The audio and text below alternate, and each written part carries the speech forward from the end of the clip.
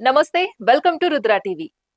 తమిళనాడు రాజకీయాల్లో ఇప్పుడు ఎక్కడ చూసినా దళపతి విజయ్ పేరు మారుమోగుతోంది. సినిమాల్లో తన స్టైల్, మాస్ డైలాగులు, యాక్షన్‌తో కోట్లాది అభిమానులను సంపాదించుకున్న విజయ్ ఇప్పుడు రాజకీయాల్లోనూ అదే రేంజ్‌లో సంచలనం సృష్టించారు. టీవీకే పార్టీని స్థాపించి చాలా తక్కువ సమయంలోనే తమిళనాడు అసెంబ్లీ ఎన్నికల్లో ఏకంగా 108 స్థానాలు గెలుచుకొని సింగిల్ లార్జెస్ట్ పార్టీగా అవతరించటం దేశ రాజకీయాల్లోనే బిగ్గెస్ట్ సెన్సేషన్ గా మారింది. దశాబ్దాలుగా తమిళ రాజకీయాలను శాసిస్తున్న డీఎంకే, అన్నా డీఎంకే పార్టీలకు షాక్ ఇస్తూ విజయ్ సాధించిన ఈ ఘన విజయం చూసి రాజకీయ విశ్లేషకులే ఆశ్చర్యపోతున్నారు. అభిమానులు ఇప్పటికే విజయ్ సీఎం అయ్యాడంటూ సంబరాలు చేసుకుంటుంటే, ఇదే సమయంలో ప్రముఖ జ్యోతిష్యుడు వేణుస్వామి చేసిన వ్యాఖ్యలు ఇప్పుడు సోషల్ మీడియాను షేక్ చేస్తున్నాయి. ముఖ్యంగా విజయ్ వ్యక్తిగత జీవితం, రాజకీయ భవిష్యత్తు, త్రిష ప్రభావం గురించి వేణుస్వామి మాట్లాడిన తీరు ఇప్పుడు దేశవ్యాప్తంగా వైరల్ అవుతోంది. త్రిష గనుక విజయ్ జీవితంలో లేకపోయి ఉంటే ఆయన జాతకం మరోలా ఉండేది అంటూ వేణుస్వామి చేసిన కమెంట్స్ ఇప్పుడు సినీ రాజకీయ వర్గాల్లో హాట్ టాపిక్ గా మారిపోయాయి.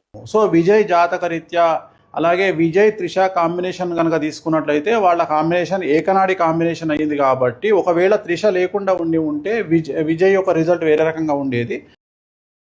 త్రిష ప్రభావం విజయ్ జీవితంపై మాత్రమే కాదు, ఆయన రాజకీయ ఎదుగుదలపైన ఉందని వేణుస్వామి చెప్పడం మరింత సంచలనంగా మారింది.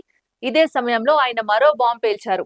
విజయ్ ముఖ్యమంత్రిగా ప్రమాణ స్వీకారం చేసినా ఆ ప్రభుత్వం ఎక్కువ కాలం నిలబడే అవకాశాలు కనిపించడం లేదని, 1 నెల, 6 నెలలు లేదా ఏడాదిలోపే తమిళనాడులో మళ్లీ ఎన్నికలు రావచ్చని ఆయన సంచలన జోస్యం చెప్పారు.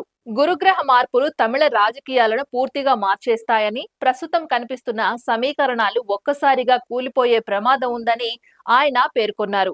100% మధ్యంతర ఎన్నికలు వస్తాయి అంటూ వేణుస్వామి కుండబద్దలు కొట్టిన తీరు ఇప్పుడు రాజకీయాల్లో ప్రకంపనలు రేపుతోంది. ఒకవేళ విజయ్ సీఎం అయినప్పటికీ కూడా ఖచ్చితంగా తమిళనాడులో మళ్ళీ ఎలక్షన్లు వచ్చేటువంటి అవకాశాలు 100కి 1000% కనిపిస్తా ఉన్నాయి. అంతేకాదు, తమిళనాడుతో ఆగకుండా పశ్చిమ బెంగాల్ గురించి ఆయన సంచలన వ్యాఖ్యలు చేశారు. అక్కడ పరిస్థితులు చేయి దాటిపోయే అవకాశం ఉందని, రాష్ట్రపతి పాలన వచ్చే పరిస్థితులు కనిపిస్తున్నాయని ఆయన చెప్పడం మరింత చర్చకు దారితీసింది. అయితే రాజకీయ విశ్లేషకులు మాత్రం ఈ వ్యాఖ్యలను కొంతవరకు కొట్టిపారేస్తున్నారు. వేణుస్వామి గతంలో చెప్పిన కొన్ని అంచనాలు నిజం కావడంతో ఆయన తాజా వ్యాఖ్యలను చాలా మంది సీరియస్ గా తీసుకుంటున్నారు. రెండవది, పశ్చిమ బెంగాల్ రాష్ట్రానికి సంబంధించి ఒకవేళ బీజేపీ ప్రభుత్వం ఏర్పాటు చేసినా కూడా మళ్ళీ ఖచ్చితంగా రాష్ట్రపతి పాలన విధించేటువంటి అవకాశాలు కనిపిస్తా ఉన్నాయి. ఇదిలా ఉంటే విజయ్ వ్యక్తిగత జీవితం చుట్టూ తిరుగుతున్న వార్తలు కూడా ఇప్పుడు రాజకీయాల్లో పెద్ద చర్చగా మారాయి.